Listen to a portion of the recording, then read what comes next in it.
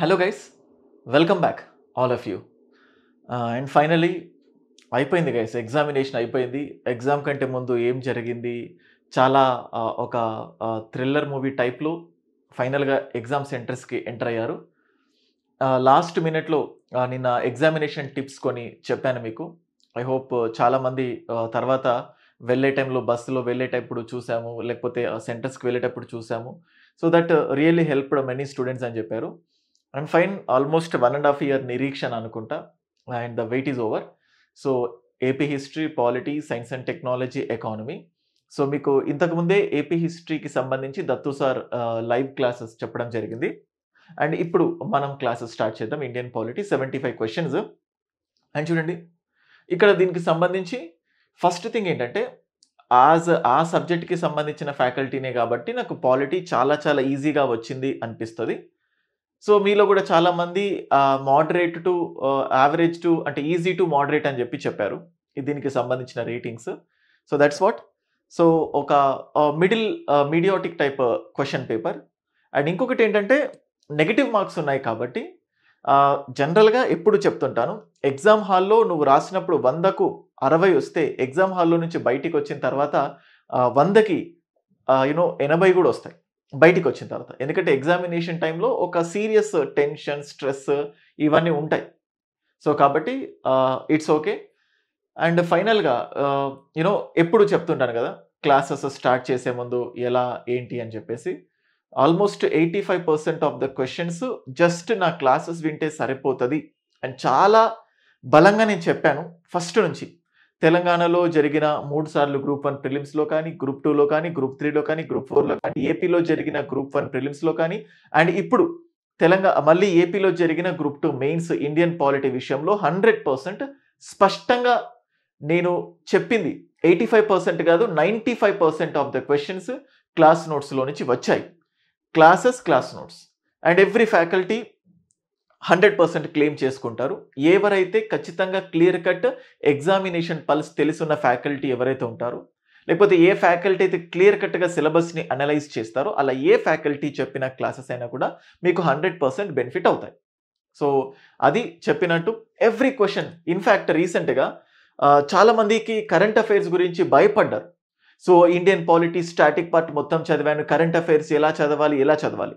నేను current affairs course అని చెప్పి స్టార్ట్ చేశాను. ఆ కోర్సు స్టార్ట్ చేసిన ఫస్ట్ క్లాస్ నుంచి చెప్పాను, మీ అందరు ఏదో జంతర్ మంతర్ అని చెప్తున్నారు బయట, ఇండియన్ పాలిటీలో కరెంట్ అఫైర్స్ ఇంపార్టెంటే, కానీ మీరు భయపడేంత ఇంపార్టెంట్ కాదు. Take it easy. చాలా చాలా డెడ్లీ ఈజీ కరెంట్ అఫైర్స్ ఇస్తారు. ఒక్కొక్కసారి కరెంట్ అఫైర్స్ ఇవ్వరు కూడా అని కూడా చెప్పాను. నేను అన్నట్టే జరిగింది. అసలు ఇవాల్టి క్లాసులో ఎగ్జామ్లో ఒకటో రెండో తప్పితే అసలు కరెంట్ అఫైర్సే రాలేదు. ఒక కైండ్ ఆఫ్ రిలాక్సేషన్. అందుకే నేను మీ టైం వేస్ట్ చేయలేదు. I know about it.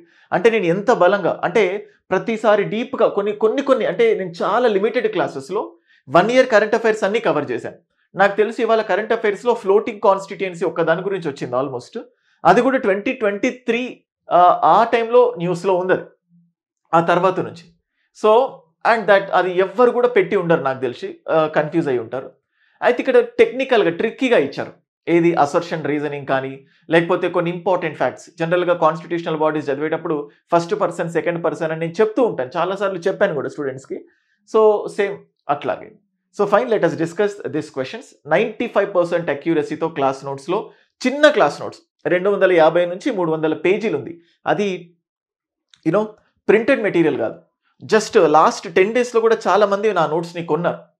అంటే ప్రింటెడ్ దీని ప్రింట్ తీస్తే 100 పేజీలు కూడా రాదు చెప్పాలంటే. నా నోట్స్ని ప్రింట్ తీస్తే ఒక్కొక్కరు 700, 800, లక్ష్మీకాంత్, ఇంకా చాలా ప్రైవేట్ ఆథర్ బుక్స్ ఇంత బల్కీ బుక్స్ చదివారు. బట్ నా నోట్స్ ఇంత చదివినా కూడా చాలు, నేను చాలా బలంగా చెప్పాను, అది సరిపోయింది. So that's it. I just want to continue. So continue చేద్దాం. You can look at this first question. ఇంకా పెద్దగా డీటెయిల్డ్గా ఇన్డెప్త్గా వెళ్ళను నేను ఇక్కడ, టు ద పాయింట్. ఎందుకంటే నేను ఎక్కువ ఎక్స్ప్లెయిన్ చేసినా కూడా వినే ఓపిక మీకు ఉండదు ఫస్ట్ ఆఫ్ ఆల్. సో కాబట్టి I'm just explaining you. So fundamental duties were added to the constitution on the recommendations of very very clear Swaran Singh committee. So everyone, ప్రతి ఒక్కరు కూడా దీన్ని పెట్టేస్తారు. మీకు ఇది కనబడుతుందని అనుకుంటున్నాను. Swaran Singh committee, nothing to discuss. Secular, preamble గురించి ఇంట్రడక్షన్ చెప్పేటప్పుడు దాని గురించి డీటెయిల్గా డిస్కస్ చేసేటప్పుడు మీకు చాలా చాలా క్లియర్గా చెప్పాను. So that is nothing but secular అనే పదం 42nd కాన్స్టిట్యూషనల్ అమెండ్మెంట్ యాక్ట్ ద్వారా యాడ్ అయింది అని చెప్పి. So 42nd constitutional amendment act 42వ రాజ్యాంగ సవరణ చట్టం ద్వారా సెక్యులర్ అనే పదం రాజ్యాంగంలోని భారత రాజ్యాంగంలోని ప్రవేశికలో చేరడం జరిగింది. That's it.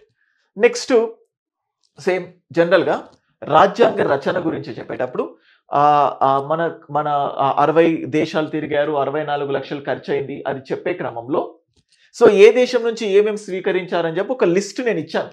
నా నోట్స్లో కూడా ఉంది. నేను నా టెలిగ్రామ్ ఛానల్లో కూడా ఎక్కడెక్కడి నుంచి ఏమేమి తీసుకున్నామని చెప్పి చాలా డీటెయిల్డ్గా ఇచ్చాను. అండ్ ఈ పాయింట్ చెప్పేటప్పుడు చాలా క్లియర్గా చెప్పాను గైస్ నేను. Excuse me. సో ఇంకొంచెం జూమ్ చేశాను. You can look at this. ఇప్పుడు సెకండ్ క్వశ్చన్ అయిపోయింది కదా. Let's go for the another question. ఇది థర్డ్ క్వశ్చన్, 78th క్వశ్చన్. అంటే థర్డ్ క్వశ్చన్ అనుకోండి. ఏ దేశంలో నుంచి ఏం స్వీకరించాము అనే దానికి సంబంధించిన క్వశ్చన్. సో ఈ ఎమర్జెన్సీ గురించి చదివేటప్పుడు చాలా మంది ఎమర్జెన్సీ ప్రొవిజన్స్ అంటే జర్మనీ అని పెట్టేసుకుంటారు. ఇవాళ కూడా క్లాస్ అయిన తర్వాత మాట్లాడాను. కొంతమంది చెప్పారు సార్ ఎమర్జెన్సీ అంటే జర్మనీ అని గుర్తుపెట్టుకున్నాను. నేను క్లాసెస్లో క్లియర్గా చెప్పాను ఎమర్జెన్సీ ప్రొవిజన్స్ అనేటిది 1935 గవర్నమెంట్ ఆఫ్ ఇండియా యాక్ట్ 1935 భారత ప్రభుత్వ చట్టం నుంచి తీసుకున్నాం. అయితే ఎమర్జెన్సీ టైంలో అత్యవసర పరిస్థితుల్లో ప్రాథమిక హక్కుల్ని రద్దు చేయడం మాత్రమే జర్మనీ నుంచి తీసుకున్నాం. So suspension of fundamental rights Germany నుంచి తీసుకున్నాం. సో ఫస్ట్ మనకు 3 రావాలి, తర్వాత 4 రావాలి. అంటే ఏకి 3 రావాలి, బికి 4 రావాలి. సో ఎక్కడ ఏకి 3 బి 4. సో మీకు టైం కూడా వేస్ట్ అవసరం లేదు. ఏకి 3 బికి 4 ఓన్లీ థర్డ్ ఆప్షన్ మాత్రమే ఉంది. సో క్లియర్ కట్గా మనం ఏం పెట్టేసుకోవచ్చు.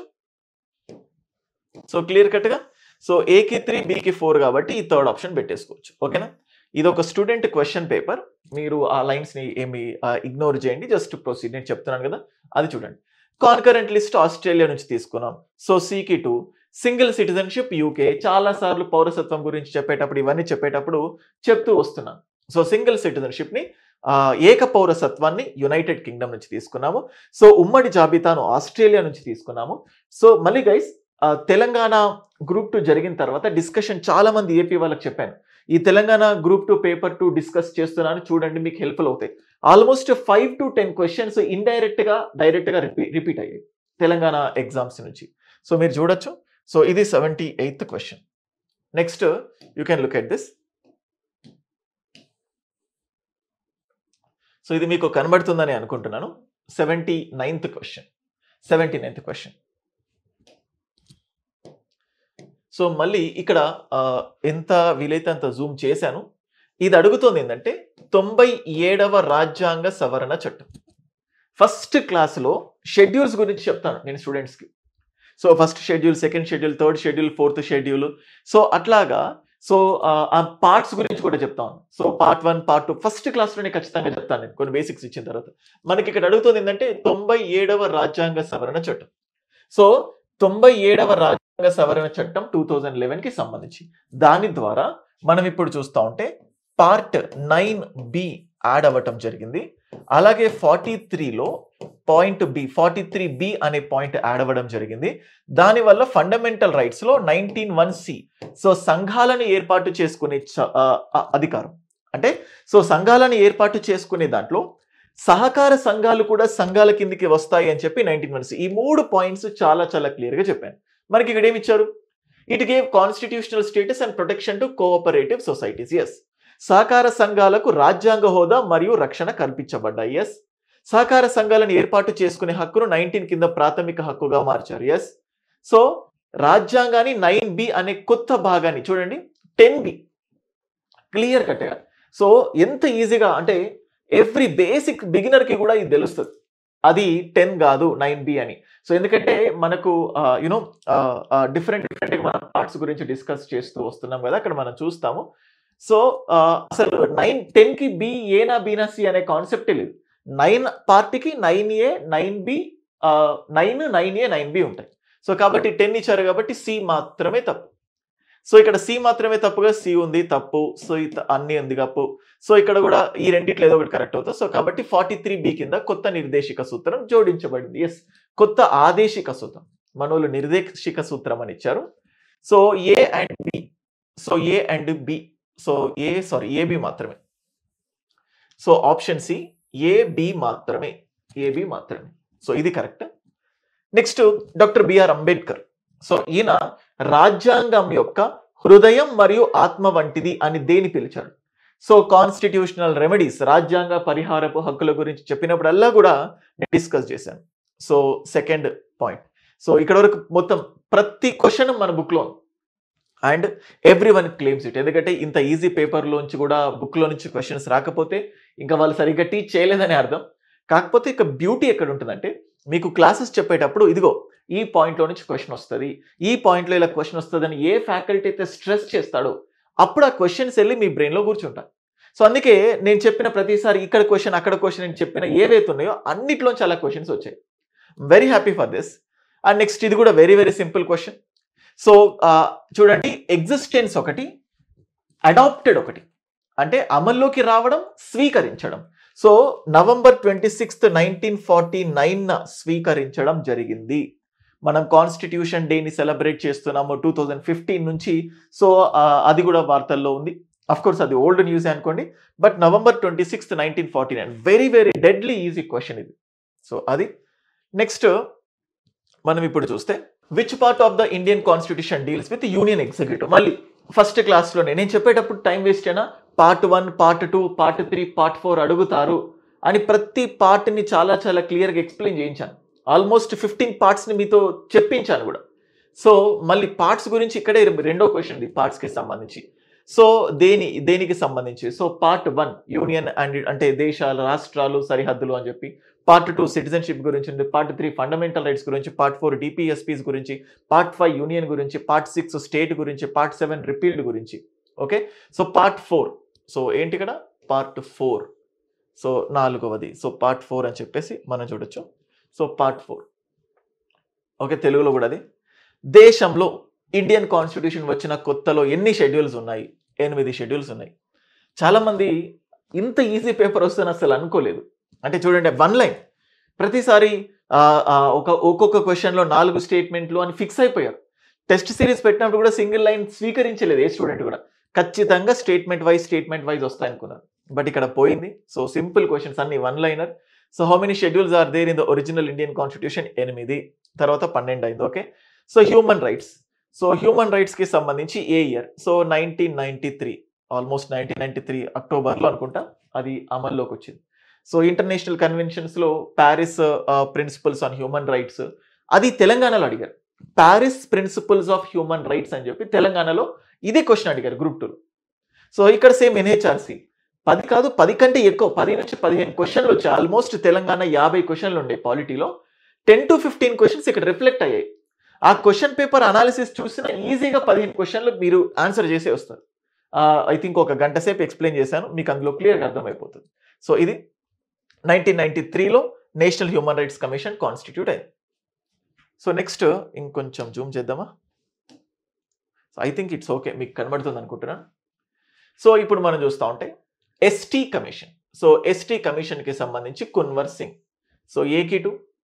అండ్ అలాగే ఎస్సీ కమిషన్కి సంబంధించి సూరజ్ భాన్, అంటే ఎస్సీకి 4, ఏకి 2, సికి 4.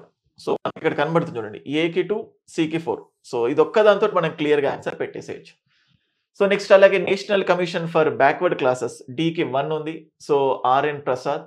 సో నేషనల్ కమిషన్ ఇంకొకటి నార్మల్గా కూడా అంటే ఆ టైంలో మనం నాలెడ్జ్ ఉపయోగిస్తే మనం ఎక్కువగా మైనారిటీస్ అంటే రిలీజియస్ మైనారిటీస్ చూస్తే ముస్లిమ్స్. మైనారిటీ అన్నప్పుడల్లా ముస్లిమ్సే గుర్తొస్తారు జనరల్గా, క్రిస్టియన్స్ అయినా కానీ. సో మైనారిటీస్కి సంబంధించి ఆ కమిషన్స్కి ఎక్కువ ముస్లిం రిలేటెడ్ పర్సనే పెడతాడు అన్న ఆలోచన మీకు వచ్చి మహమ్మద్ సర్దార్ అలీ ఖాన్ మైనారిటీస్ కమిషన్ బీకి 3. సో బీకి 3 అని వస్తుంది థాట్. సో ఈజీగా దీన్ని కూడా తెలుస్తుంది, కానీ మన ఎగ్జామినర్ మనకంటే తెలివైన ఉన్నాడు, బీకి అన్ని 3లు పెట్టేశాడు. So that's why. So option 4 is the answer. ఇది 4, ఇది right answer. Next. So next question మీకు ఇక్కడ డిస్ప్లే చూడొచ్చు. 86th క్వశ్చన్ అంటే అవశిష్ట అధికారాలు. సో క్లియర్ కట్ మనం కేంద్ర రాష్ట్ర సంబంధాల గురించి చెప్పేటప్పుడు చూస్తాం. Residuary powers of legislation are included in the 248 of the constitution. Yes, రాజ్యాంగంలోని 248వ ఆర్టికల్లో దాని గురించి ఉంది. అయితే ఈ అవశిష్ట అధికారాలు అంటే రాష్ట్ర జాబితాలో ఉమ్మడి జాబితాలో లేని దాన్ని అవశిష్ట అధికారాలు అంటారు. సో ఆ అవశిష్ట అధికారాలు పూర్తిగా కేంద్ర ప్రభుత్వం చేతుల్లో, అంటే ముఖ్యంగా యూనియన్ పార్లమెంట్, శాసనాలు పార్లమెంట్, దాని అమలేమో ప్రభుత్వం, కేంద్ర ప్రభుత్వం. సో యూనియన్ పార్లమెంట్ చేతుల్లో ఉంటుంది. ఎస్, ఇది కూడా కరెక్టే. So both A and B are correct. ఇది కూడా easy, A and B are correct. So everything ఇవన్నీ కూడా మన మన బుక్ లో ఉన్నాయి. సో డిస్కస్ చేసాం కూడా చాలా క్లియర్గా. సో ఇంకొంచెం జూమ్ చేద్దాం, మీకు ఇంకా క్లియర్గా అనిపిస్తుంది. సో మీరు ఇక్కడ చూడొచ్చు, కో వారంటో. మళ్ళీ ఈ రిట్స్ చెప్పేటప్పుడు వాటి మీనింగ్ ఏంటో చెప్తాం. So quo warranto. So mandamus, habeas corpus. Habeas corpus అంటే to have the body. Mandamus అంటే వి కమాండ్, టు కమాండ్ అని చెప్పుకున్నాం. సరే, ఇక్కడ కో వారంటోకి వచ్చింది మ్యాండమస్ కదా. Quo warranto by what authority. So first ఏకి 2 రావాలి. నెక్స్ట్ మ్యాండమస్ వి కమాండ్ 3 రావాలి బీకి. సో ఇక్కడ బీకి 3 వచ్చింది. Habeas corpus to have the body, సికి 4 వచ్చింది. Certiorari to be certified, D వచ్చింది. ఇది దిస్ ఇస్ ద ఆన్సర్. ఓకేనా? సో వీటన్నిటిని క్లియర్గా క్లాసెస్లో డిస్కస్ చేశాము. సో ఏంటి, ఎలా, ఏంటి అని చెప్పేసి. సో అండ్ సేమ్ తెలంగాణలో రిట్స్కి సంబంధించి ఒక 3-4 క్వశ్చన్స్ వచ్చాయి తెలంగాణ గ్రూప్ 2 ఎగ్జామ్ జరిగేటప్పుడు, దాన్ని డిస్కస్ చేసేటప్పుడు. ఇక్కడ కూడా ఆల్మోస్ట్ రిట్స్కి సంబంధించి 2-3 క్వశ్చన్స్ వచ్చాయి. అంటే అందుకే ఎప్పుడు పీవైక్యూస్ని చూడండి అని చెప్పి చెప్తూ ఉంటాను. సో బట్ ఓకే, ఎగ్జామ్లో కొంచెం టెన్షన్ పడకపోతే దీనికి ఈజీగా మీరు ఆన్సర్ పెట్టుకోగలుగుతారు. ఓకే, సో కాబట్టి ఇది ఆన్సర్ ఏ, ఇది. సో ఏకి 2, బికి 3, ఇది answer. Next judicial activism. So judicial activism ఎక్కడి నుంచి తీసుకెళ్ళాం? So again United states of America. Judicial review, judicial activism USA నుంచి స్టార్ట్ అయింది. ఇండియాలో అంటే జుడిషియల్ యాక్టివిజం అనే కాన్సెప్ట్ సిలబస్లో ఉంది మనకి. అది నేను చాలాసార్లు సపరేట్గా చెప్పలేదు, ప్రాథమిక హక్కుల్లో భాగంగా చెప్పాను. సో జుడిషియల్ యాక్టివిజం, న్యాయశాఖ క్రియాశీలత అంటే ఏంటి? అలాగే పబ్లిక్ ఇంట్రెస్ట్ లిటిగేషన్, ప్రజా ప్రయోజన వ్యాజ్యం అని చెప్పేసి, దీన్ని సోషల్ ఇంట్రెస్ట్ అని కూడా పిలుస్తాం. సో పబ్లిక్ ఇంట్రెస్ట్ లిటిగేషన్ యుఎస్లో ఇది చాలా ఫేమస్. అక్కడ నుంచి మళ్ళీ ఇండియాలో కూడా దీన్ని చూస్తున్నాం. పేపర్లోంచి చూసి సుప్రీం కోర్ట్స్ రెస్పాండ్ అవ్వడం.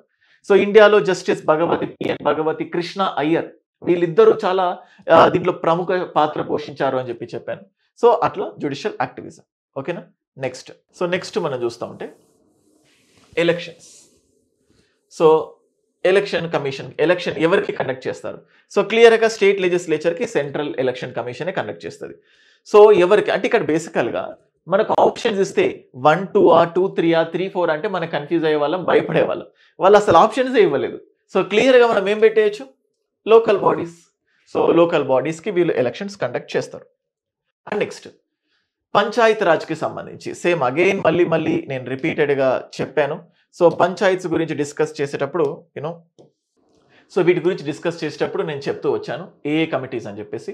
ఫస్ట్ బల్వంతరాయ్ మెహతా కమిటీ వస్తుంది, తర్వాత అశోక్ మెహతా వస్తుంది, తర్వాత వస్తుంది, హనుమంతరావు కమిటీ వస్తుంది, సో జీవీకే రావు కమిటీ వస్తుంది, సింఘ్వి కమిటీ వస్తుంది, సింఘ్వి కమిటీ, సో తుంగావన్ కమిటీ వస్తుంది, and also Gadgil committee. So ఇలా ఇయర్స్ ప్రకారం గుర్తుపెట్టుకోండి అని చెప్తూ వచ్చాను. ఇక్కడ ఇయర్స్ కూడా అడగలేదు, ఆర్డర్లో అడిగారు అంతే. సో ఫస్ట్ మనకేమొస్తుంది? బల్వంతరాయ్ మెహతా వస్తుంది, D, followed by Ashok Mehta committee ఇవ్వలేదు. సో నెక్స్ట్ ఏమొస్తుంది? బి, దంత్వాలా కమిటీ, తర్వాత సి, సింఘ్వి కమిటీ, తర్వాత Gadgil committee. So D B C A. So ఎక్కడొచ్చింది D B C A? So option 4 D B C A is the answer. Next 74th constitution, ఇది కూడా ఏప్రిల్ 24th ఏమో పంచాయత్స్, జూన్ 1st ఏమో సో మున్సిపాలిటీస్ అని చెప్పేసి. So 1993 June 1st 1993. అదే పంచాయత్స్ ఏమో 24th ఏప్రిల్ 1993. సో మున్సిపాలిటీస్ ఏమో 1st జూన్ 1993 నుంచి. అండ్ నెక్స్ట్ ఇదొక్కటి చాలా స్టూడెంట్స్ కొంచెం ఇబ్బంది పడ్డారు. Cantonment act was passed by the central legislature. Yes, ఇది కంటోన్మెంట్ యాక్ట్ 1924 అని కనబడుతుంది. సో అయితే దీని తర్వాత 2006లో మాడిఫై చేయడం జరిగింది. So that got modified in the year 2006. So 2006లో దాన్ని మాడిఫై చేయడం జరిగింది. సో నెక్స్ట్ ఇది కరెక్టే. First Madras municipal corporation municipalities గురించి చెప్పేటప్పుడు ఫస్ట్ పాయింట్ చెప్తాను, మద్రాస్ మున్సిపల్ కార్పొరేషన్ అని చెప్పి. Lord Ripon is considered as father of local self government, స్థానిక సంస్థల పితామహుడు, ఇది కూడా చెప్పాను. సో ఇది సో ఏబిసి, సో ఈ మూడు కూడా కరెక్ట్ ఆన్సర్స్, ఈ మూడు కూడా రైట్. సో నెక్స్ట్ మనం చూస్తే లాస్ట్ క్వశ్చన్ చూద్దాం. సో మళ్ళీ ఈవీఎంస్ గురించి అడిగారు. EVMs very very important and very easy question అడిగారు ఈవీఎంస్కి సంబంధించి. సో ఇది కూడా తెలంగాణ గ్రూప్ 2 ఎగ్జామ్లో ఇచ్చిన క్వశ్చన్. 1982 అని చెప్పి కేరళ గురించి అడిగారు అక్కడ. సో 1982లో ఫస్ట్ టైం ఎలక్షన్స్ జరిగాయి, బట్ అది నిలబడలేదు, ఎందుకంటే ఈవీఎంస్కి సంబంధించి ఒక చట్టం లేదు అన్నారు. కానీ ఈవీఎంస్కి సంబంధించిన చట్టం 1989లో వచ్చింది. సో అది చెప్పే క్రమంలో ఈవీఎంస్ గురించి మొత్తం చెప్తూ వచ్చే క్రమంలో ఫస్ట్ టైం 1998లో 3 బై ఎలక్షన్స్లో ఢిల్లీలో, మధ్యప్రదేశ్లో, రాజస్థాన్లో అని చెప్పి చెప్పుకున్నాం. సో ఇక్కడ రాజస్థాన్, మధ్యప్రదేశ్, గుజరాత్ ఇచ్చారు, రాంగ్. మళ్ళీ రాష్ట్రంలో స్టేట్స్ అంటే జనరల్ ఎలక్షన్స్ ఇన్ ద స్టేట్లో జనరల్ ఎలక్షన్స్ చూస్తే మొత్తం గోవాలో ఫస్ట్ టైం, తర్వాత 2003 అన్ని రాష్ట్రాల్లో 2003 జనరల్ ఎలక్షన్స్లో దీన్ని యూజ్ చేశారు. దేశం మొత్తంలో 2004 లోక్సభ అంటాం కదా, 2004 నుంచి దాన్ని యూజ్ చేశారు. సో అలాగా, so only A is correct, A మాత్రమే కరెక్ట్, ఏ మాత్రమే కరెక్ట్ స్టేట్మెంట్. నెక్స్ట్ మనం చూస్తా ఉంటే ఇది మరీ సింపుల్, ఇది కూడా ఫస్ట్ క్లాస్లోనే చెప్తూ వస్తాను నేను. ఓటింగ్ ఏజ్ రిక్రీజ్ అయింది 61వ రాజ్యాంగ సవరణ చట్టం. 61వ రాజ్యాంగ సవరణ చట్టం ద్వారా ఓటింగ్ వయస్సుని అంటే 21 సంవత్సరాల నుంచి 18 సంవత్సరాలకు తగ్గించడం జరిగింది ఓటింగ్ ఏజ్ని. So that's what you have to focus. And next ఇప్పుడు మీకు ఇక్కడ కమిటీస్ కనబడుతుంది కదా, డిఫరెంట్ కమిటీస్. నేను ఎలక్టోరల్ రిఫార్మ్స్, ఎన్నికల సంస్కరణలు అనే పాయింట్ చెప్పాను. చెప్పేటప్పుడు దేనికి అంటే ఎలా వచ్చింది, తార్కుండే కమిటీ అని చెప్పి, తర్వాత Dinesh Goswami committee, so and అలాగే Vohra committee, so Indrajit committee, so ఇట్లా డిఫరెంట్ థింగ్స్ గురించి చెప్పాను. You can look at this. So Vohra committee ఏంటంటే criminals and politicians nexus, criminals కి పొలిటీషియన్స్ కి మధ్యలో నెక్సస్ కి సంబంధించి వోహ్రా కమిటీ. సో ఇది ఫస్ట్ ఏకి 5 రావాలి. సో ఏకి 5 వచ్చింది, ఇది ఒకటే, ఏకి 5 వచ్చింది, ఇది ఒకటే, సో అది కరెక్ట్. సో నెక్స్ట్ తర్వాత you can see Indrajit Gupta committee, state funding. So ఇది కూడా నేను చెప్పాను, direct point, state funding of elections. Dinesh Goswami committee electoral reforms కి సంబంధించింది, 4. సో తర్వాత JS Verma committee criminal laws amendment కు సంబంధించిన point. So JS Verma committee దేనికి సంబంధించింది, క్రిమినల్ లాస్ అమెండ్మెంట్ కు సంబంధించింది. సో కాబట్టి 4th option is the correct answer. So next question మనం చూస్తే ఎలక్షన్ కమిషన్, ఎన్నికల సంఘానికి సంబంధించి అడుగుతున్నారు. So election commission is 3-member body. Yes, ఎన్నికల సంఘం 3 సభ్యుల సంస్థ, ఒక ముఖ్య కమిషనర్ మరియు ఇతర కమిషనర్లు అని చెప్పి. సో ముఖ్య ఎన్నికల కమిషనర్ భారత సుప్రీంకోర్టు ప్రధాన న్యాయమూర్తి నియమిస్తాడు. తప్పు, లిటరల్గా రాంగ్ ఇది. సో వీళ్ళను అపాయింట్ చేసేది ప్రెసిడెంట్ ఆఫ్ ఇండియా. చాలా క్లియర్గా చెప్పాను, రాజ్యాంగబద్ధ సంస్థల గురించి డిస్కస్ చేసేటప్పుడు కాన్స్టిట్యూషనల్ బాడీస్ అన్నిటినీ, రాజ్యాంగేతర సంస్థలు వీళ్ళందరినీ కూడా అపాయింట్ చేసేది ప్రెసిడెంట్ ఆఫ్ ఇండియా అని చెప్పేసి చాలా చెప్తూ వచ్చాను. లిటరల్గా మీరు దీన్ని రాంగ్ పెట్టేసేయచ్చు. సో ఎన్నికల సంఘం it is a constitutional body, ఇది ఒక రాజ్యాంగబద్ధ సంస్థ. సో కాబట్టి సింపుల్గా ఏంటి, A and C is the answer. Option A and C is the answer. Next మనం చూసినట్లయితే సో మీకు ఇక్కడ కనబడుతుంది క్లియర్గా, NITI Aayog, national commission for minorities, special officer for linguistic minorities, national human rights commission. So in the list given below how many, ఇది కొంచెం డిఫరెంట్గా అడిగిన క్వశ్చన్, కొంచెం డిఫరెంట్గా. సో మైనారిటీ కమిషన్, ఇంకేమిచ్చారు, మానవ హక్కుల సంఘం, అండ్ అలాగే అల్పసంఖ్యాక వర్గానికి సంబంధించిన ప్రత్యేక అధికారి NITI Aayog. So only special officer for linguistic minorities, so భాషాపరమైన మైనారిటీలకు ప్రత్యేక అధికారి. సో ఇది 1 మాత్రమే కరెక్ట్. నెక్స్ట్ ఇది కూడా రీసెంట్గా ఢిల్లీకి సంబంధించి కొత్తగా చీఫ్ మినిస్టర్ అపాయింట్ అయ్యారు. అఫ్ కోర్స్ దాని కంటెక్స్ట్లో ఏం కాదు, but everyone knows this. So 91వ రాజ్యాంగ సవరణ చట్టం పార్టీ ఫిరాయింపు చట్టాన్ని మార్చింది. సో మొత్తం మంత్రిమండలి సంఖ్య ఎంత ఉండాలి అనేది కూడా ఫిక్స్ చేసింది. సో లోక్సభలో 15% మించరాదు. So just 15%, that's it. So 15% మించి మంత్రిమండలి సంఖ్య, సో అటు పార్లమెంట్లోనైనా ఇటు రాష్ట్ర శాసనసభలోనైనా కానీ, సో ఇక్కడైతే అసెంబ్లీ అక్కడైతే లోక్సభ 15% మించకూడదు. నెక్స్ట్ ఇది కూడా కేంద్ర రాష్ట్ర సంబంధాల గురించి చెప్పేటప్పుడు వెరీ వెరీ ఇంపార్టెంట్గా ఇది నేను చెప్తూ వచ్చాను, ఎవరెవరు ఏం చెప్పారు అని చెప్పి. గ్రాన్విల్లీ ఆస్టిన్ సహకార సమాఖ్య వ్యవస్థ, కోఆపరేటివ్ ఫెడరలిజం. బార్గెనింగ్ ఫెడరలిజం, బేరమాడు సమాఖ్య వ్యవస్థ, మారిస్ జాన్స్ అని చెప్పేసి. Federation with strong centre, so బలమైన కేంద్రంతో కూడిన సమాఖ్య వ్యవస్థ అని చెప్పింది ఐవర్ జెన్నింగ్స్. మీకు గుర్తుందో లేదో క్లాసులో చెప్పేటప్పుడు, ఐవరీ అంటే ఏనుగు దంతం అంటాం కదా, టస్క్ అంటాం కదా, ఆ దాన్ని ఐవరీ అంటాం. అది చాలా బలంగా ఉంటుంది. సో ఐవరీ గుర్తుపెట్టుకోండి. సో అది బలంగా ఉంటుంది. సో అట్లా కేంద్రం, బలమైన కేంద్రంతో కూడిన సమాఖ్య వ్యవస్థ అన్నట్టు గుర్తుపెట్టుకోండి అని చెప్పి నేను చెప్పాను క్లియర్గా. సో కాబట్టి ఐవర్ జెన్నింగ్స్.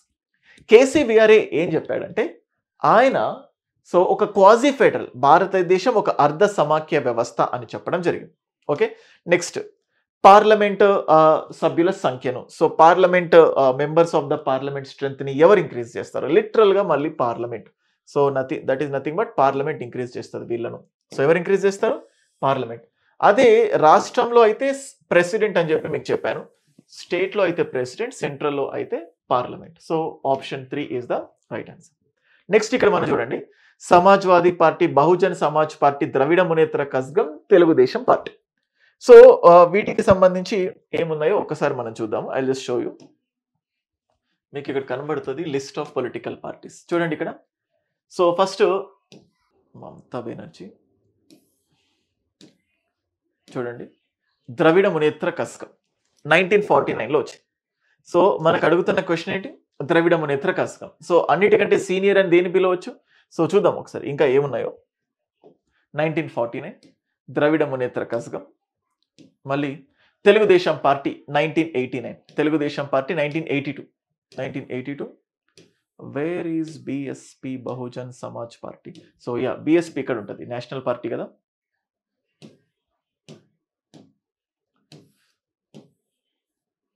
బిఎస్పి ఎప్పుడు? 1984లో. So 1984లో BSP, 1982లో Telugu Desam party. So మనకి ఇక్కడ దీన్ని బట్టి చూస్తే ఫస్ట్ ఏం రావాలి? ద్రవిడ మునేత్ర కజగం. సో ఫస్ట్ బి రావాలి. సో తెలుగుదేశం పార్టీ తర్వాత బిఎస్పి రావాలి, అంటే డిసి రావాలి. So BDC. సో డిసి ఎక్కడుంది? సో ఫస్ట్ బి రావాలి. సో ఇది బి లేదు, సో క్లియర్గా. So B D C A. So A is the answer. మళ్ళీ సమాజ్వాదీ పార్టీ ఆ తర్వాత వచ్చింది. So option A is the right answer. Option A is the right answer. ఇంకా సమాజ్వాదీ పార్టీకి సంబంధించి కూడా డిస్కస్ చేద్దాం, చూద్దాం ఒకసారి.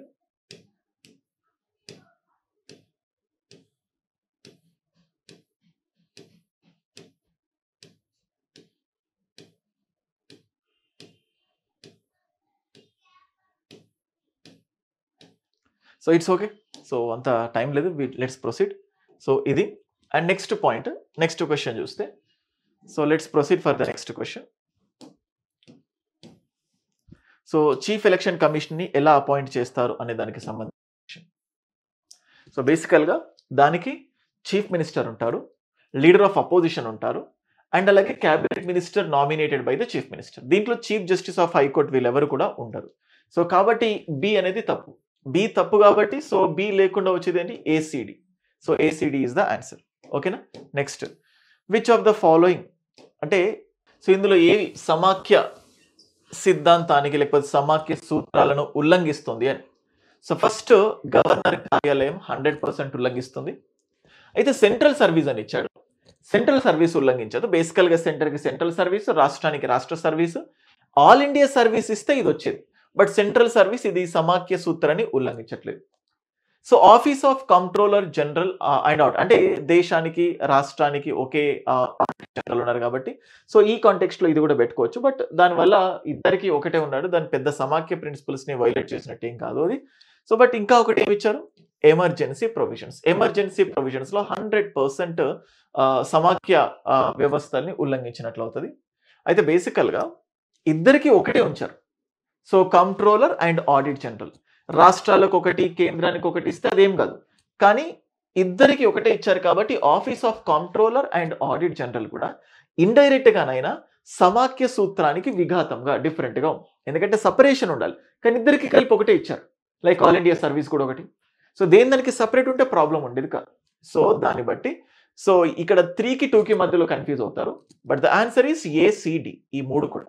సో ఏసిడి ఓకే, ఏది ఉల్లంఘిస్తుందని చెప్పారు. అది కొంచెం కొంచెం typical question, but it's okay. ఇది కూడా ఇక్కడ చూస్తే విద్య విద్య అనేది ఉమ్మడి జాబితా అని చెప్పి చాలా మందికి ఎవ్రీవన్ నోస్ ఇట్. సో మనకి ఇక్కడ ఖచ్చితంగా ఈ రెండింటి మధ్యలో సతమతం అవ్వాలి. 3కి 4కి మధ్యలో ఎలిమినేషన్. సో ఈ ఆర్గనైజేషన్ ఆఫ్ హైకోర్ట్స్ పూర్తిగా యూనియన్ లిస్ట్. సో హైకోర్ట్స్ ని ఆర్గనైజ్ చేయడం అనేది union list. So and taxes on minerals పైన ట్యాక్సెస్ అనేది స్టేట్ లిస్ట్, రాష్ట్ర జాబితా.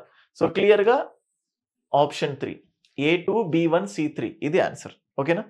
నెక్స్ట్ మనం ఇప్పుడు చూస్తే భారత ప్రభుత్వ చట్టానికి సంబంధించి అడుగుతున్న క్వశ్చన్ ఇది. So government of India act కు సంబంధించి వెరీ చారిత్రక నేపథ్యం. So first governor of Bengal కాస్త governor general of Bengal Warren Hastings, governor general of Bengal కాస్త governor of India so William Bentinck, governor of India కాస్త వైస్రాయ్గా మారడం జరుగుతుంది లార్డ్ క్యానింగ్స్. సో ఇట్లా 1833 చార్టర్ యాక్ట్ నుంచి గవర్నర్ జనరల్ ఆఫ్ బెంగాల్ ని గవర్నర్ ఆఫ్ ఇండియాగా పిలవడం స్టార్ట్ చేశాం. Okay. Next Lokpal Lokayukta act. So దీని గురించి చాలా సార్లు న్యూస్ లో ఉంది. లోకయుక్త యాక్ట్ గురించి వాళ్ళు రీసెంట్ గా సిద్ధరామయ్యకు క్లీన్ చిట్ ఇచ్చారు. మనం కరెంట్ అఫైర్స్ లో కూడా దీని గురించి డిస్కస్ చేశాము. బట్ లిటరల్ గా సో లోక్పాల్ లోకయుక్త ఇది కొంతమంది ఆన్సర్ చేయకపోవచ్చు, చాలా మందికి తెలియదు.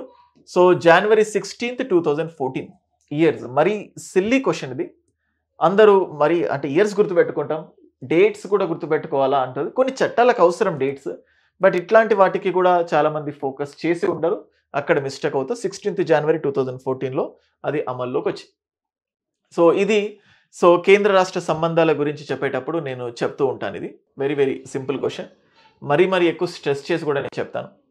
సో ఎప్పుడు పార్లమెంట్ రాష్ట్ర జాబితాలో జోక్యం చేసుకునే ఛాన్స్ ఉంటుంది అని on the request of 2 or more states, 2-3 రాష్ట్రాలు రిక్వెస్ట్ చేసుకుంటే. అలాగే రాజ్యసభ ఒక ప్రత్యేక మెజార్టీతో హాజరైన మరియు ఓటింగ్ చేస్తున్న సభ్యులలో కనీసం 3/2 మంది తీర్మానాన్ని ఆమోదించి సో దేశ ప్రయోజనాల రీత్యా ఈ అంశంపై చట్టాలు చేయడానికి పార్లమెంటుకి అధికారం ఇచ్చినప్పుడు. సో ఇది కూడా కరెక్టే. 249 ఆర్టికల్లో దీని గురించి ఉంటుంది. ఓకేనా. సో నెక్స్ట్ అంతర్జాతీయ ఒప్పందాల దృష్ట్యా, అంతర్జాతీయ ఒప్పందాలను దృష్టిలో పెట్టుకొని ఆ సందర్భంలో కూడా సో రాష్ట్ర జాబితాలో జోక్యం చేసుకోవచ్చు. లోక్సభలో హాజరై మరియు ఓటింగ్ చేస్తున్న సభ్యులలో కనీసం 3/4 మంది, ఇది కంప్లీట్ గా out of the box. Okay. Lok Sabha resolution pass చేయాలి అని చెప్తున్నారు, అదేం సంబంధం లేదు. So ABC option 3 ABC is the right answer. Okay. మళ్ళీ సింపుల్ క్వశ్చన్ ఇది. 11th ఫండమెంటల్ డ్యూటీ, 11వ ఫండమెంటల్ డ్యూటీ ఎప్పుడు యాడ్ అయింది అని చెప్తున్నారు, ఎప్పుడు యాడ్ అయింది అని అడుగుతున్నారు. So 11th fundamental duty 86th constitutional amendment act 2002, 86వ రాజ్యాంగ సవరణ చట్టం 2002 ద్వారా అది యాడ్ అయింది. నెక్స్ట్ యూపీఎస్సీ అనేది సెంట్రల్ రిక్రూటింగ్ ఏజెన్సీ, కరెక్టే. అదొక independent recruiting agency, constitutional body. అంటే ఇప్పుడు ప్రతిసారి అసర్షన్ రీజనింగ్ ఇచ్చినప్పుడు బికాజ్ అనే వర్డ్ పెట్టుకోండి అని చెప్పాను. UPSC is a central recruiting agency because it is an independent recruiting constitutional body. అలా ఏం లేదు. అంటే అది ఇండిపెండెంట్ కాన్స్టిట్యూషనల్ బాడీ అయినందుకు అది సెంట్రల్ రిక్రూటింగ్ ఏజెన్సీ కాదు. సో రెండు కరెక్టే, but not the correct explanation. So ఇక్కడ కూడా చాలా మంది ఇబ్బంది పడ్డారు. అసర్షన్ రీజనింగ్ అది అర్థం చేసుకోవడంలోనే ఇబ్బంది అవుతుంది, బట్ ఇది ఆన్సర్. నెక్స్ట్ మనం ఇప్పుడు చూస్తే next question 73rd constitutional amendment act కి సంబంధించి 73వ రాజ్యాంగ సవరణ చట్టానికి సంబంధించిన question. So if you look at this, so land mark in the evolution of grass root democratic institutions in the country.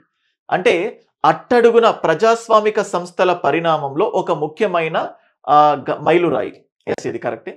ఈ చట్టం పంచాయతీరాజ్ సంస్థలను రాజ్యాంగంలోని న్యాయ పరిధిలోకి తీసుకొచ్చింది.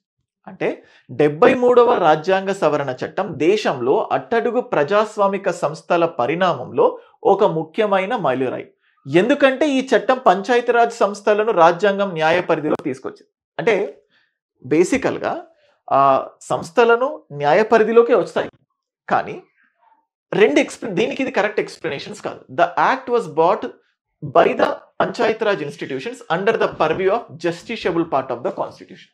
సో అంటే ఈ very important, purview of justiciable part of the constitution. నార్మల్గా జస్టిషియబుల్, నాన్ జస్టిషియబుల్ అన్నప్పుడు ఫండమెంటల్ రైట్స్ దగ్గర చూస్తాం, డిపిఎస్పీస్ దగ్గర చూస్తాం, ప్రాథమిక విధుల్లో చూస్తాం.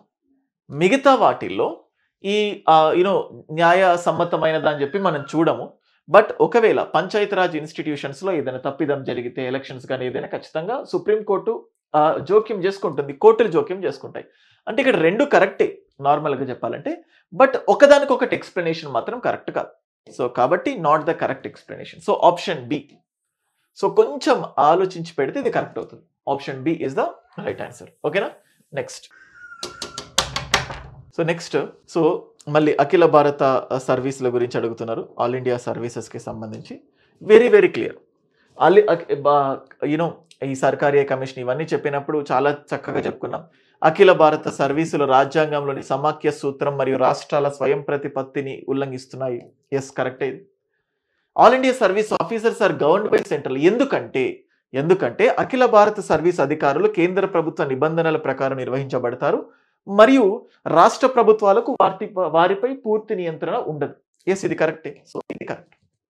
సో 2 ఏ అండ్ బి 2 కరెక్టే. దానికి సరైన వివరణ మళ్ళీ ఇది కరెక్ట్. నెక్స్ట్, నీతి ఆయోగ్ గురించి అడిగారు. ఈ నీతి ఆయోగ్ గురించి చెప్పేటప్పుడు చాలాసార్లు చెప్పుకున్నాము.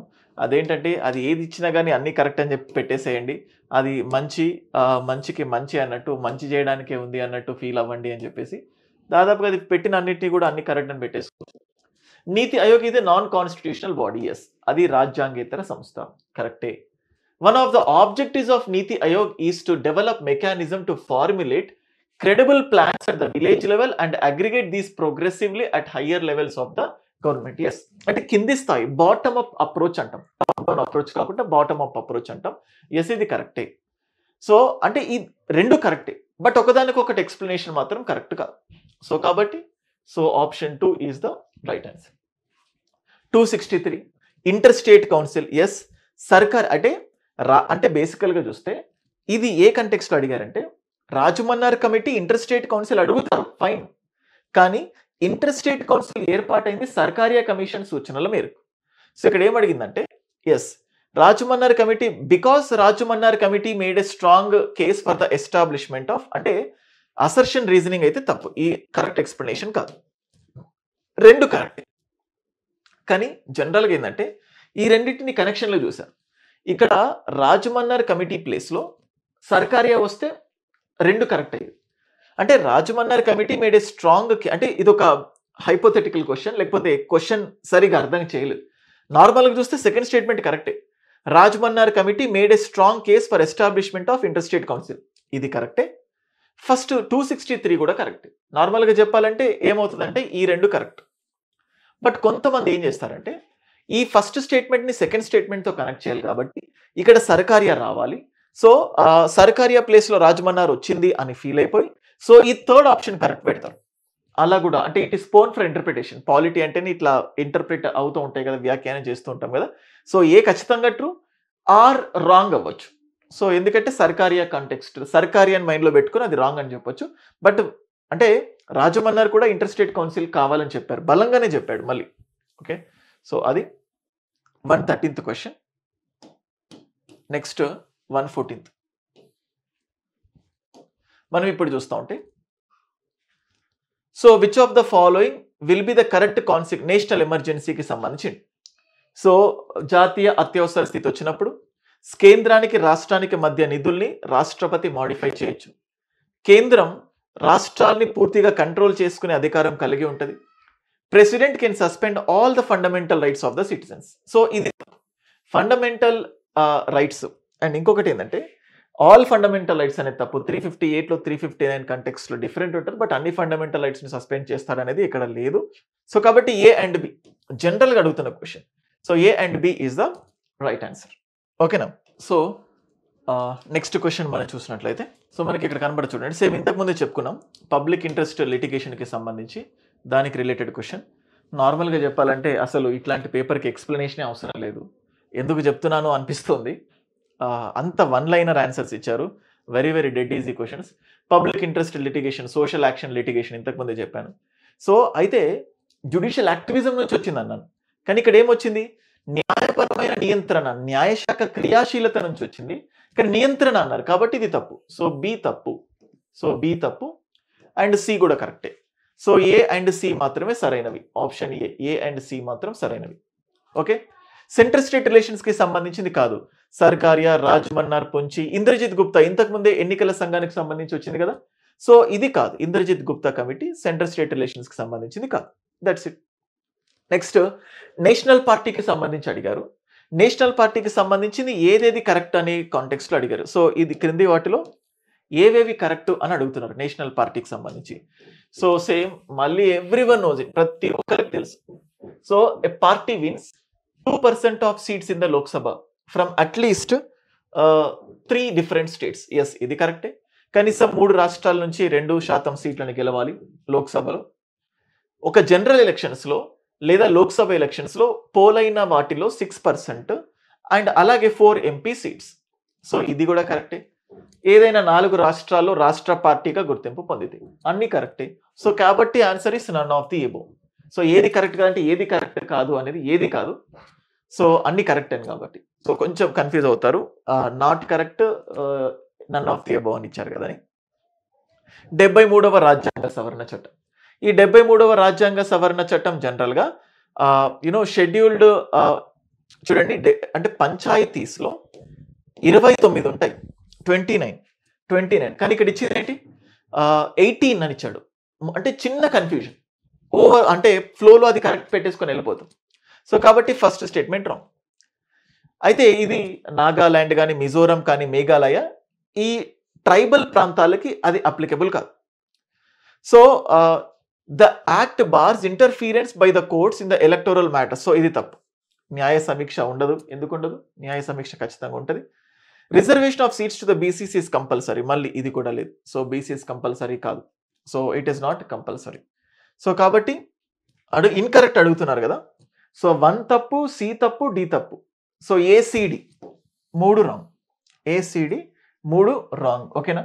సో మీకు క్వశ్చన్ సరిగ్గా కనిపించకపోతే నేను కొంచెం జూమ్ ఇన్ చేస్తాను చూడండి. ఈ చట్టం బీసీలకు అసలు ఏ చట్టమో చెప్పట్లేదు బీసీలకు రిజర్వేషన్ అని. సో ఇది తప్పు. సో ఎన్నికల్లో జోక్యం అంటుంది, ఇది తప్పు. 18 ఇచ్చారు కదా, 29. సో సింపుల్ గా ఏసిడి ఈ 3 మాత్రమే. అండ్ నెక్స్ట్, సో ఇది ప్రెసిడెంట్ కి సంబంధించి ఎన్నికల గణన, రాష్ట్రపతి ఎన్నికల గణన. నామినేటెడ్ సభ్యులు అసలు పార్టిసిపేట్ చేయరు. ఎలక్టెడ్ మెంబర్స్ ఆఫ్ అంటే 2 సభల్లో ఎన్నికైన సభ్యులు, పార్లమెంటు నామినేటెడ్ సభ్యులు పార్టిసిపేట్ చేయరు. అన్ని రాష్ట్రాల శాసనసభకు ఎన్నికైన సభ్యులు. చూడండి ఇక్కడ అసెంబ్లీస్ అంటే correct, assemblies of all the states. Nominated members మళ్ళీ తప్పు. Elected members of the assemblies of national capital territory of Delhi, union territory and Puducherry. Yes, ఇది కూడా కరెక్ట్. సో ఏసిడి అంతే కదా. A correct, C correct, E correct, ACE ఇది correct. ACE simple question. President గురించి చెప్పేటప్పుడు ఖచ్చితంగా మనం చెప్పుకుంటాం దీని గురించి.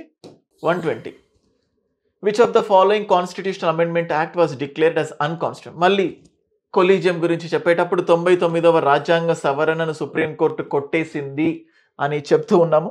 So 99th constitutional amendment act ద్వారా దీన్ని కొట్టేశారు. సో నెక్స్ట్ చూద్దాం. ఇప్పుడు ఇది కొంచెం క్లారిటీగా లేదు మీకు ఇమేజ్, బట్ చూడండి. సో ముస్లిం కమ్యూనిటీస్కి సంబంధించి ముస్లిమ్స్కి ప్రత్యేక నియోజకవర్గాల్ని, ప్రత్యేక కమ్యూనల్ ఎలక్టరేట్స్ 1909. నెక్స్ట్ ప్రావిన్సులలో డయార్చి. సో ఇక్కడ ఉంది ప్రావిన్సులలో డయార్చి 1919లో వచ్చింది. ప్రావిన్సులలో డయార్చి. సో కాబట్టి ఫస్ట్ ఏమో 4 రావాలి, తర్వాత 1 2 3 4 5, తర్వాత 5 రావాలి. నెక్స్ట్ ఫెడరేషన్కి సంబంధించి చెప్తుంది 1935 గవర్నమెంట్ ఆఫ్ ఇండియా కాబట్టి 451. ఎక్కడైతే 451 ఉన్నదో అదే answer. So 451 option 3 is the answer. Next incorrect. Finance commission quasi judicial body, అర్ధ న్యాయ సంస్థ కరెక్టే. Finance commission chairman plus 4 other members, ఇది కరెక్టే. సో ఇది అడ్వైజరీ సలహాపూర్వక సంస్థ మాత్రమే. ఇక్కడ ఆర్టికల్ తప్పించాడు, 280 ఆర్టికల్ తప్పు. సో 3 మాత్రమే కరెక్ట్, మనకు అడిగింది ఇన్కరెక్ట్. సో కాబట్టి 4th స్టేట్మెంట్, 4వ స్టేట్మెంట్ ఇది మాత్రమే తప్పు. ఓకేనా? సో నెక్స్ట్ మనం చూస్తే ఆబ్జెక్టివ్స్ గురించి. ప్రియాంబుల్లో ఉన్న objectives Liberty, equality, fraternity, justice. So అంటే స్వేచ్ఛ, సమానత్వం, సౌభ్రాతృత్వం. సో లిబర్టీ బిలీఫ్ ఇస్తాడు, లిబర్టీ ఎక్స్ప్రెషన్ ఉంది, లిబర్టీ థాట్ ఉంది. కానీ రాజకీయ పరమైన స్వేచ్ఛ, పొలిటికల్ లిబర్టీ లేదు, రాజకీయ స్వేచ్ఛ పొలిటికల్ లిబర్టీ లేదు. ఓకే, సో నెక్స్ట్ మనం చూస్తే అటార్నీ జనరల్కి సంబంధించి. సో అటార్నీ జనరల్ హైకోర్టు న్యాయమూర్తి లాగా ఉండాలి, fine, everyone knows it. So ఆయన దేశంలోని అన్ని కోర్టుల్లోకి వెళ్ళొచ్చు, సో ఆ అన్ని కోర్ట్స్కి వెళ్ళొచ్చు. ఒక సుప్రీంకోర్టు జడ్జికి ఉండే అర్హతలు ఉండాలి. అయితే ప్రైమ్ మినిస్టర్ అని ఇచ్చారు కాదు, ప్రెసిడెంట్ యొక్క అభీష్టం మేరకు పదవిలో ఉంటారు. పార్లమెంట్ డిసైడ్ చేయదు, ప్రెసిడెంట్ డిసైడ్ చేస్తాడు సో ఆయన యొక్క జీతాన్ని. సో కాబట్టి కేవలం 1, 2 మాత్రమే, ఓన్లీ 1 and 2, 1, 2 మాత్రమే correct. So this is the right answer. Next మళ్ళీ కంపారిటివ్ స్టడీ గురించి అడిగారు, ఎక్కడి నుంచి ఏం తీసుకున్నాం ఇట్లా అన్నట్టు, అంతేనా? ఓకే, ఇదే question. So next UK constitution నుంచి ఏం తీసుకున్నాము. సో ఇక్కడ నేను డైరెక్ట్ ఆన్సర్ మార్క్ చేయను, మీరు వినండి. యూకే కాన్స్టిట్యూషన్ నుంచి రూల్ ఆఫ్ లా తీసుకున్నాము, ఐరిష్ కాన్స్టిట్యూషన్ నుంచి డిపిఎస్పీస్ తీసుకున్నాం, అమెరికన్ కాన్స్టిట్యూషన్ నుంచి న్యాయ సమీక్ష అనే పాయింట్ తీసుకున్నాము, కెనడియన్ కాన్స్టిట్యూషన్ నుంచి అవశిష్ట అధికారాలని పూర్తిగా కేంద్రం చేతుల్లో పెట్టడం, అంటే పార్లమెంట్ చేతుల్లో పెట్టడం. సో కెనడా నుంచి తీసుకున్నాము. ఓకేనా? నెక్స్ట్ ఇంకో క్వశ్చన్ చూద్దాము. So what is this question? Next presidential system, అంటే ప్రెసిడెన్షియల్ పార్లమెంటరీ సిస్టమ్ ఉంది కదా, ఆ కంటెక్స్ట్ లో అడిగారు. ప్రెసిడెంట్ ని హెడ్ ఆఫ్ ద స్టేట్, ఇక్కడ స్టేట్ అంటే రాష్ట్రం అనుకోకండి, దేశం, దేశాధినేత. So president head of the state కరెక్టే. ప్రెసిడెంట్ అంటే ఇండియాలో president head of the state, కానీ head of the executive, government కాదు, ప్రైమ్ మినిస్టర్ గవర్నమెంట్. కానీ వాళ్ళు ప్రెసిడెన్షియల్ సిస్టంలో అడుగుతున్నారు కాబట్టి ఎస్, ప్రెసిడెంటే ప్రభుత్వాధినేత కూడా. ప్రెసిడెంట్ డైరెక్ట్ గా ప్రజల చేత ఎన్నుకోబడతాడు, ఎస్, ఇది కూడా కరెక్టే. So 1, 2, 3 are correct. President is accountable to legislature, అది కాదు. ప్రెసిడెంట్ కి ఫిక్స్డ్ టెన్యూర్ ఉంటుంది, president is accountable to legislature. అయితే ఇంపీచ్మెంట్ అనే కాన్సెప్ట్ ఉంటుంది, బట్ అది డిఫరెంట్. బట్ దాని రెస్పాన్సిబుల్ గవర్నమెంట్ పార్లమెంటరీ సిస్టంలో ఉంటుంది, అక్కడ ఉండదు. సో కాబట్టి సో 1, 2, 3 ఆర్ కరెక్ట్. 1, 2. అయితే ఇంకొకటి దీన్ని 1, 2 ఇంకా కరెక్ట్గా తీసుకోవచ్చు. బేసికల్గా president is directly elected by the people, కొన్ని స్టేట్స్లో ఉండొచ్చు, ఉండకపోవచ్చు, బట్ ఓకే. సో జనరల్గా 1, 2, 3 ఆర్ కరెక్ట్. నెక్స్ట్ చూడండి, ఫైనాన్స్ కమిషన్ గురించి. మళ్ళీ రాష్ట్రాల్లో ఫైనాన్స్ కమిషన్ గురించి అడుగుతున్నారు. అయితే కేంద్రానికి వచ్చే డబ్బులు స్టేట్స్కి వెళ్ళినట్టే, రాష్ట్రానికి వచ్చే డబ్బులు లోకల్ బాడీస్కి. కానీ వాళ్ళు ఇక్కడ ఏమని ఇచ్చారంటే state and local government on one hand, ఇక్కడ దాకా కరెక్టే, and between rural and local governments అని చెప్పి ఇచ్చారు. దాని గురించి ఇదేం ఫైనాన్స్ కమిషన్ చెప్పదు. సో అక్కడ ఏంటంటే ఒకవైపు రాష్ట్రానికి స్థానిక ప్రభుత్వాల మధ్య, మరోవైపు గ్రామీణ మరియు పట్టణ స్థానిక ప్రభుత్వాల మధ్య ఆదాయాల పంపిణీ. సగం కరెక్టే, సగం రాంగ్. సో కాబట్టి సగం రాంగ్ అయినా రాంగే. సో కాబట్టి ఒకటి మాత్రమే సరైనది. నెక్స్ట్ వైస్ ప్రెసిడెంట్ ఎలక్షన్స్కి సంబంధించి అడుగుతున్నారు. సో మరీ సింపుల్ కాదు ఇది కూడా. So vice president for every 5 years, yes, 15 సంవత్సరాలకి. ఆయన రాజ్యసభకు ఎక్స్ అఫీషియో చైర్మన్, అది correct. Vice president acts as the president only until a new president is elect, అంటే కొత్త రాష్ట్రపతి మళ్ళీ నియమించబడేంత వరకు ఉపరాష్ట్రపతే ఉంటాడు, ఎస్, కరెక్టే. సో కాబట్టి అన్ని సరైనవి, ఆల్ ఆర్ కరెక్ట్. అది. సో మళ్ళీ మనకి ఇక్కడ చూస్తూ ఉంటే, సో ఏ సమయాల్లో సభ్యులు తమ ముఖ్యమైనదిగా భావించి ఏదైనా ఒక విషయాన్ని లేవనెత్తడానికి స్వేచ్ఛను కలిగి ఉంటాయి. అంటే సభ్యులు తాము ముఖ్యమైనదిగా భావించే ఏదైనా ఒక విషయాన్ని లేవనెత్తడానికి, ఎస్, ఏదైనా అడగొచ్చు. సో జనరల్గా ఏంటంటే 0 hour. అయితే ఇక్కడ డిఫరెన్స్ ఏంటంటే 0 hourలో ఎవరైనా సభ్యులు. సో ఇక్కడ క్వశ్చన్ అవర్లో కూడా ఎవరైనా సభ్యులు, ఎవరైనా మెంబర్స్ ఆఫ్ పార్లమెంట్ క్వశ్చన్స్ అడగొచ్చు. సో అయితే క్వశ్చన్ అవర్లో నోటీస్తో అడుగుతారు, 0 hourలో నోటీస్తో అడగరు, నోటీస్ ఉండదు. సో కాకపోతే ఇక్కడ మనకు అలా అడగట్లేదు, ఎవరైనా ఏదైనా ప్రశ్నలు అడగవచ్చు. ఎస్, 0 hourలో అడుగుతారు, క్వశ్చన్ అవర్లో కూడా అడుగుతారు. So are free to raise any matter that they think is important. వాళ్ళు ఏది కావాలనుకుంటే అది అడగొచ్చు. సో ఇక్కడ నోటీస్తో అడుగుతారు, ఇక్కడ నోటీస్ లేకుండా అడుగుతారు. బట్ జనరల్గా వాళ్ళు ఇచ్చిన క్వశ్చన్ ప్రకారం 2 కరెక్ట్. నెక్స్ట్ పార్లమెంట్లో సో కార్యనిర్వాహక వర్గాన్ని ప్రశ్నించడానికి ఉన్న బలమైన ఆయుధం నో కాన్ఫిడెన్స్ మోషన్, అవిశ్వాస తీర్మానం. So 130 option 1. నెక్స్ట్ మళ్ళీ relay article, simple article based, ఇవన్నీ కూడా చెప్పుకున్నాం క్లాస్లో. 137 న్యాయ అంటే మళ్ళీ జనరల్గా రివ్యూ, న్యాయాన్ని అంటే మళ్ళీ సమీక్ష చేయడం, మళ్ళీ రివ్యూ చేయడం అంటాం. రివైజరీ జ్యూరిస్డిక్షన్, తెలుగులో సమీక్ష అనకూడదు, బేసికల్గా న్యాయ సమీక్ష అంటే మళ్ళీ ఆర్టికల్ 13 కిందకు వస్తుంది. రివైజరీ జ్యూరిస్డిక్షన్ ఆర్టికల్ 137 రివైజ్ చేస్తుంది తన supreme court to review any judgement. So తన జడ్జిమెంట్స్ని తానే రివైజ్ చేసుకోవడం. ఫస్టే 2 రావాలి మనకి. ఇది ఒక్కటి చాలు. 226 హైకోర్టుకి రిట్స్ అధికారాలు. సో హైకోర్టుకి రిట్స్ అధికారాలు ఎక్కడున్నాయి? 3. సో సింపుల్గా ఈ ఆప్షన్ 3. అసలు మనకు ఆన్సర్ తెలియకపోయినా ఒక్క ఆప్షన్తో చెప్పేచ్చు. 137 తెలిస్తే నీకు అర్థమైపోతుంది ఎవ్రీథింగ్. సో లేకపోతే ఆర్టికల్ 32 జ్యుడిషియల్ రివ్యూ ఉంది, న్యాయ సమీక్ష, అదొక్కటి చాలా మందికి తెలుసు. లేకపోతే 32 సుప్రీంకోర్టుకి రిట్స్ అని ఉంది. సో డీకి 1, సో డీకి 1 2 ఉన్నాయి, కన్ఫ్యూజ్ అవుతారు. బట్ సింపుల్గా నీకు ఫస్ట్ 137 తెలిస్తే మీరు ఆన్సర్ పెట్టేస్తారు. సో నెక్స్ట్ మనం చూస్తూ ఉంటే, so Jammu and Kashmir reorganisation యాక్ట్కి సంబంధించి 2019 ఇది. సో 2019 31 అక్టోబర్ 2019లో డైరెక్ట్గా క్వశ్చన్ ఇది. So option A is the answer. Right to property legal రైట్గా చేశారు. అలాగే పార్ట్ 12లో దాన్ని యాడ్ చేశారు అని చెప్పి చూస్తున్నాం. ఎస్, ఇది కరెక్టే. ఎందుకంటే 44th అమెండ్మెంట్ యాక్ట్ దాన్ని రైట్ టు ప్రాపర్టీలో నుంచి తీసేసింది కాబట్టి. సో అదంటే ఎందుకంటే బికాజ్ అని పెట్టుకోండి, మీకు ఆన్సర్ తెలుస్తుంది, అది కరెక్టే. నెక్స్ట్ రిగార్డింగ్ పంచాయత్, అశోక్ మెహతా కమిటీనే 3 అంచెల ప్లేస్లో 2 అంచెలు కావాలి అని చెప్పి 2 టైర్ పంచాయత్ సిస్టమ్, దాంతోపాటు ప్రతి దానికి 4 ఇయర్స్ డ్యూరేషన్. జనరల్గా బల్వంత్ రాయ్ 5 ఇయర్స్ చెప్తాడు, ఈయన 4 ఇయర్స్ చెప్పాడు. సో కాబట్టి 2 tier with 4 years term. So 2 tier with 4 years term కాబట్టి option 1 is the answer. Next, so మనకి ఇక్కడ అడుగుతుంది ఏంటంటే president recommendation which of the following which are the appointments made by the president on the, అంటే prime minister రికమెండేషన్తో ఎవరిని appoint చేస్తాడు? CJI రాడు, జడ్జెస్ ఆఫ్ సుప్రీంకోర్టు రారు, attorney general, governors of the state. 3-4 రావాలి. 3-4 మేడ్ బై ద ప్రెసిడెంట్. క్రింది వాటిలో ప్రధానమంత్రి సిఫారసుపై రాష్ట్రపతి చేసే నియామకాలు. ప్రధానమంత్రి సిఫారసులు అంటే గవర్నర్లు వస్తారు, అటార్నీ జనరల్. సో ఓన్లీ 3 ఇచ్చిన కరెక్టే, అక్కడ ఓన్లీ 3 ఇవ్వలేదు, ఓన్లీ 4 ఇచ్చిన కరెక్టే. 3-4 అయితే ఇన్కరెక్ట్ స్టేట్మెంట్స్ అని అడగాలి. సో బట్ వాళ్ళు కరెక్ట్ అడిగారు, కరెక్ట్ అంటే ఖచ్చితంగా 3-4 రావాలి. మనకి ఇక్కడ ఎక్కడ కూడా 3-4 రాదు.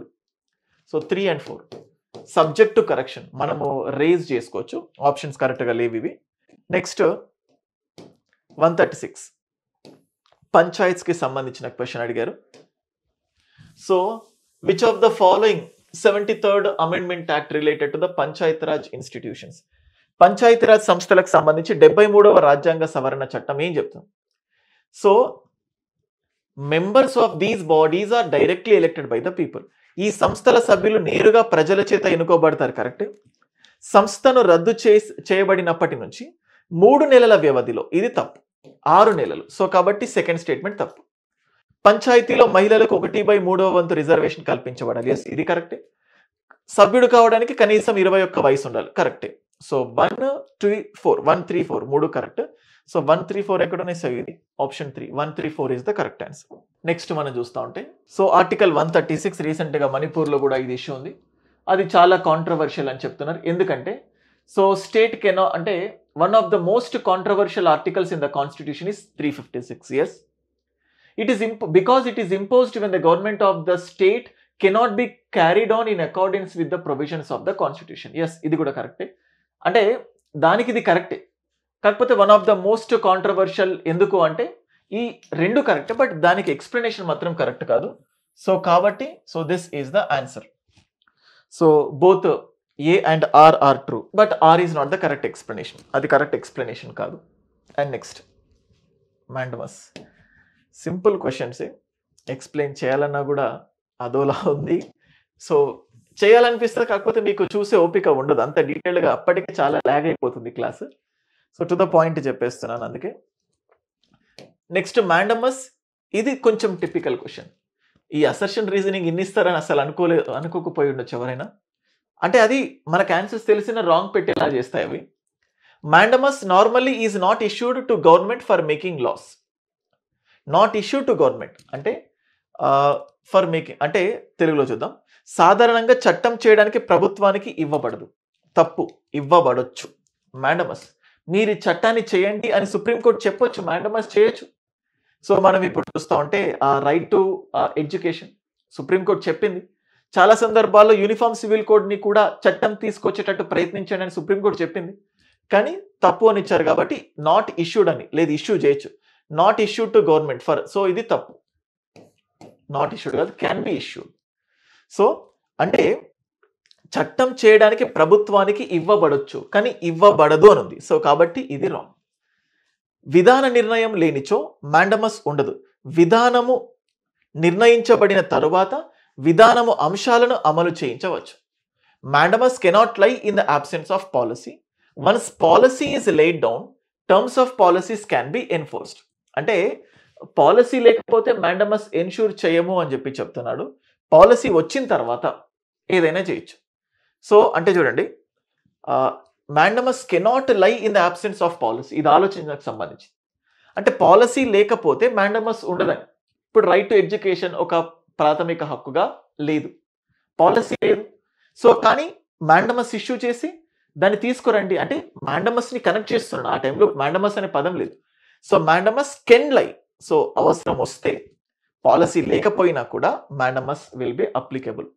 సో బట్ ఇక్కడ ఏంటంటే రెండు కరెక్టే, రెండు. సో పైనది రాంగ్, కిందది correct. So A and R are false. So first the wrong, B is true. Mandamus cannot lie in the absence of policy, lay down terms of policy. Okay. So generalistic గా తీసుకుంటే in case ఇంకా మనకు ఫస్ట్ది ఖచ్చితంగా wrong, లేకపోతే ఇది కూడా wrong అనుకోవచ్చు. So both A and R are false. నాకు తెలిసినంత వరకు అంటే మనకు ఆప్షన్స్లో ఇవ్వలేదు. ఇది క్వశ్చన్ చేయొచ్చు, మామూలుగా పెడితే 4 ఆప్షన్ కరెక్ట్, 2 ఫాల్స్ అని చెప్పుకోవచ్చు. సబ్జెక్ట్ టు ఇంటర్ప్రిటేషన్, ఇది చాలా క్లియర్గా చెప్తున్నాను. ఒక్కొక్కరు ఒక్కోలా చెప్తారు ఈ పాయింట్లో. దాని లిటరల్ మీనింగ్ తెలిస్తే నేను ఎగ్జాంపుల్తో చెప్తున్నాను కదా. పాలసీ లేకపోయినా పాలసీ ఇష్యూ చేయమని చెప్తాం. ఇప్పుడు యూనిఫామ్ సివిల్ కోడ్ పాలసీ లేదు, కానీ సుప్రీంకోర్టు కొన్ని సందర్భాల్లో యూనిఫామ్ సివిల్ కోడ్ ఇంప్లిమెంట్ చేయండి అని చెప్పింది. అంటే పాలసీ లేకపోతే చేయదని చెప్పింది, బట్ చేయొచ్చు. సో ఇది కూడా రాంగ్. కెనాట్ లై అంటే సారీ అంటే ఎస్, ఇది నేను ఎక్స్ప్లెనేషన్ కరెక్టే చేశాను. Mandamus cannot lie in the absence of policy, కాబట్టి ఇది తప్పు. కెన్ లై, ఎస్ కరెక్టే. 2 రాంగ్, నథింగ్. బేసికల్గా 2 రాంగ్. నేను ఇంటర్ప్రిటేషన్ రాంగ్ చేశాను. Mandamus can lie, so absence of policy, కానీ ఇక్కడ కెనాట్ లై అని ఇచ్చాడు. సో కాబట్టి రాంగ్. So 2 wrong. ఇది both A and R are false. ఓకేనా, అర్థమవుతుంది కదా. సో ఎందుకు ఇది కరెక్టో ఎందుకు ఇది రాంగో చెప్పాను. And let us go for 139th question. Directive principles of state policy. Directive principles of state policy are not capable of being independently enable in the. Cut అయిపోయింది ఇక్కడ క్వశ్చన్, చూద్దాం. రాజ్య విధాన ఆదేశిక సూత్రాలు న్యాయస్థానం ద్వారా స్వతంత్రంగా అమలు చేయబడవు. సో నార్మల్గా నాట్ క్యాపబుల్. క్వశ్చన్ కట్ అయిపోయింది ఇది. Okay. They act as a guide for legislation. Yes, they are acting as a guide for legislation. B ఖచ్చితంగా, ఆర్ ఖచ్చితంగా ట్రూ. ఆర్ ఈజ్ ఫాల్స్, ఇది ఖచ్చితంగా రాంగ్. ఈ రెండిట్లో ఏదో ఒకటి. క్వశ్చన్ కట్ అయిపోయింది, మీరు ఒకసారి అది చూడండి. నాకు తెలిసినంత వరకు మేబీ సెకండ్ కరెక్ట్ అయి ఉంటుంది. సో ఇక్కడ సంథింగ్ యాడ్ అయితే we can look at that. And next డైరెక్ట్గా 39 BCని ఎక్స్ప్లెయిన్ చేశారు. ఇక్కడ ఏంటి, ownership and control of the material resources of the community are so distributed as best to the subserve. Yes, ఇది కరెక్టే. సో 39 BC ఆర్టికల్లో ఉంటుంది. 39 ఆర్టికల్ ఎక్స్ప్లెయిన్ చేశారు. Operation of economic system does not result in the prevention of concentration of wealth in a few hands. కొందరి చేతిలో సంపద కేంద్రీకృతం అవ్వకూడదు అని చెప్పి. ఎస్, ఈ 2 statements are there. Both statements are present. ఈ 2 కూడా భారత రాజ్యాంగంలో ఉన్నాయి. Next 141. DPSPs contents which of the following.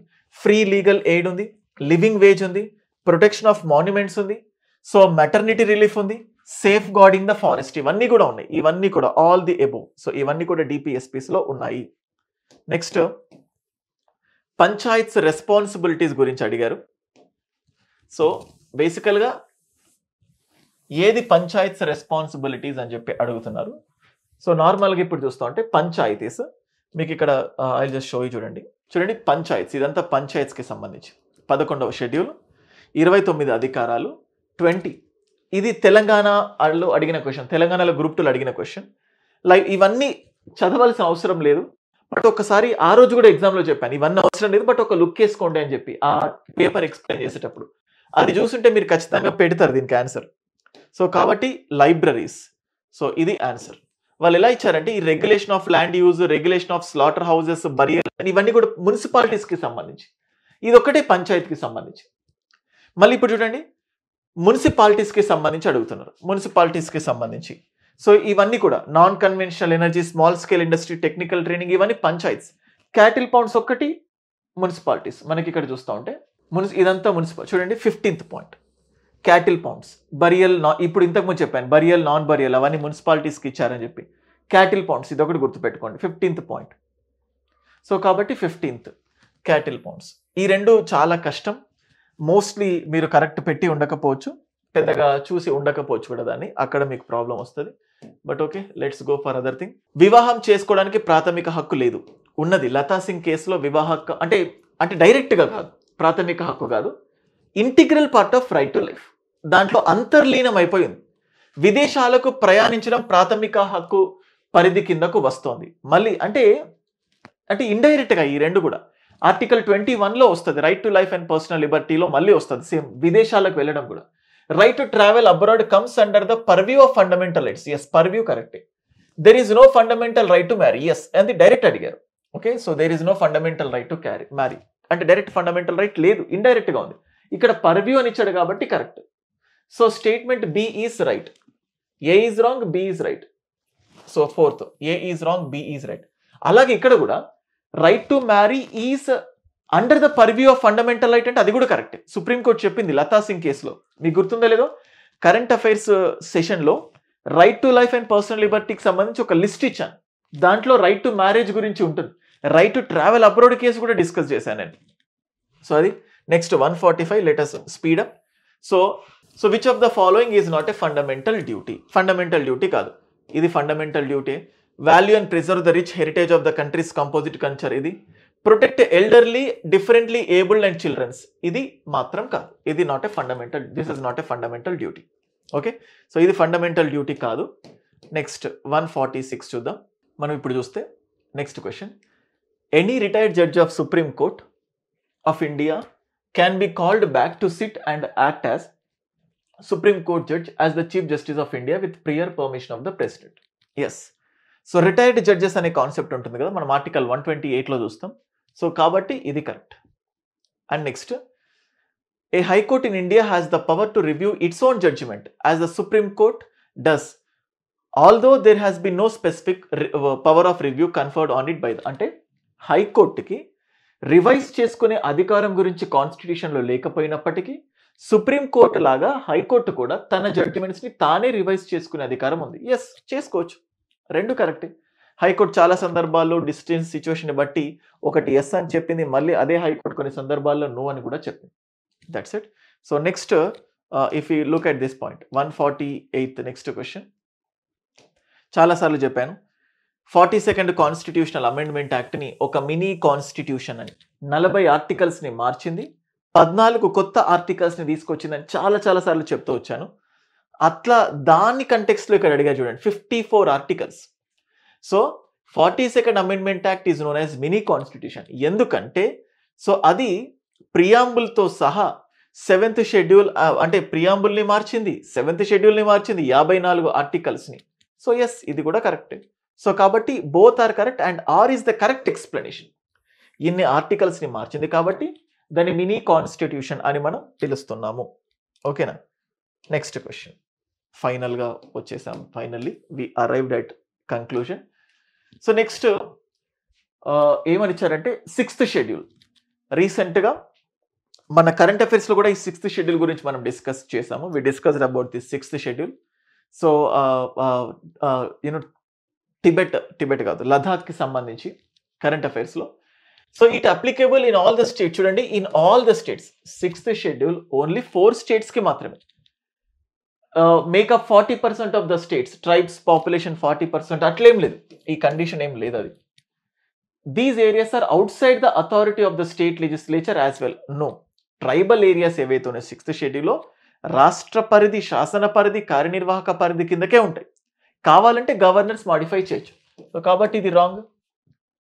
President can organise and అంటే 6th షెడ్యూల్లో అటానమస్ డిస్ట్రిక్ట్ కౌన్సిల్, జిల్లా కౌన్సిల్, రీజనల్ కౌన్సిల్స్ ఉంటాయి. వాటిని ఇంక్రీజ్ డిక్రీజ్ చేసేది గవర్నర్. కానీ ఇక్కడ ప్రెసిడెంట్ ఇచ్చాడు, wrong. High court of the state does not have any jurisdiction. లేదు, హైకోర్ట్స్కి జ్యూరిస్డిక్షన్ ఉంటుంది.